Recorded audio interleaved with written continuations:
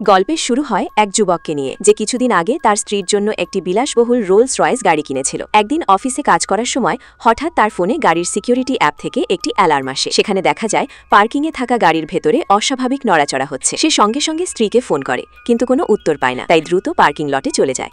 সেখানে গিয়ে দেখে গাড়ির ইমার্জেন্সি লাইট জ্বলছে নিভছে। ঠিক তখনই তার স্ত্রী ঘামতে ঘামতে গাড়ি থেকে বেরিয়ে আসে। স্বামী জিজ্ঞেস করলে স্ত্রী বলে অফিসের কিছু জিনিস সরাচ্ছিল বলে ফোন ধরতে পারেনি। কিন্তু ঠিক তখনই যুবকের চোখে পড়ে গাড়ির সামনের কাছে ভেতরের দিক থেকে একটি খালি পায়ের ছাপ। এবার স্ত্রী নতুন অজুহাত দেয়।